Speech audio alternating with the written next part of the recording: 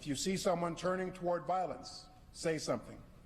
Say something to law enforcement or to one of you in your community or your religious leaders. When people self-radicalize, someone close to them is almost always in a position to see the signs.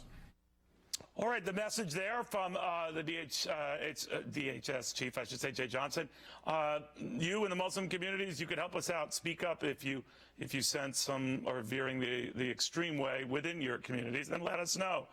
We're already seeing that with signs when it comes to Said Farouk's mom and dad, but there's a lot we still don't know. Dr. Zuhdi Jasser joins us right now. He's the American Islamic Forum for Democracy. You know, I'm thinking of this, Doctor. I'm looking at what the family could or possibly should have shared when it looked like both the son and the daughter-in-law were getting increasingly violent or violently inclined. What do you think?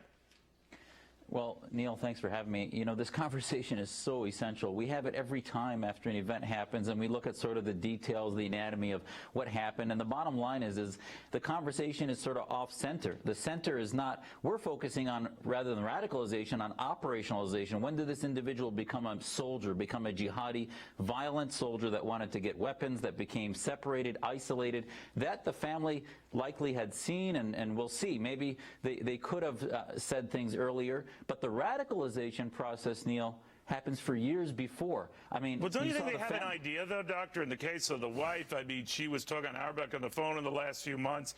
No one in the household spoke Arabic.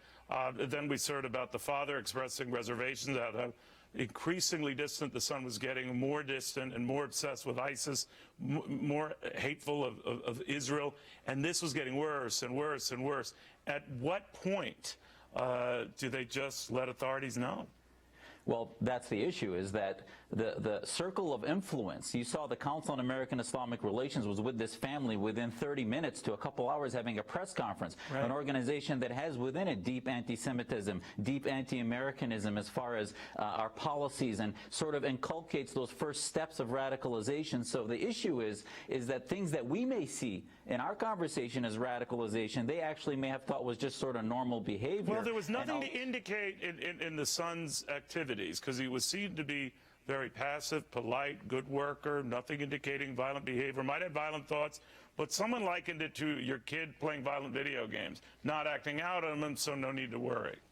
Well, and so the question is what's the intoxicant that leads to the violent, you know, sort of like the meth addict that gets in the car. The intoxicant is political Islam, the sense of separatism, the belief in Islamo-patriotism. The father now initially said he had no idea. Then he's saying he sort of saw him becoming more positive towards ISIS. We Muslims need to have a movement to not only be pro-American, but we put together a declaration that's 2 pages, a declaration of the Muslim Reform Movement that talks about the need to condemn all Islamic states, to condemn all violent jihad. Well, to condemn maybe the with caliphate. you and a couple of others we've had on Fox Business, I mean, I don't see a lot of that. Is there fear, or is there quiet, tacit agreement?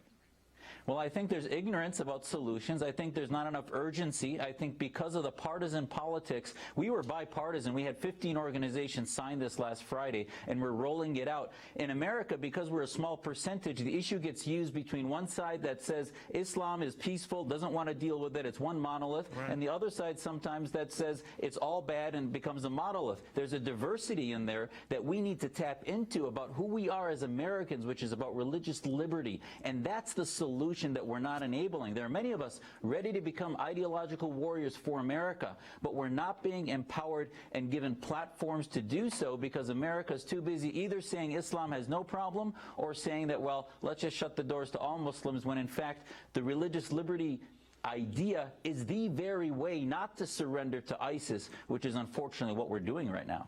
Zuhdi, thank you very much. Good seeing you. Zuhdi Jasser, of course, the American Islamic Forum.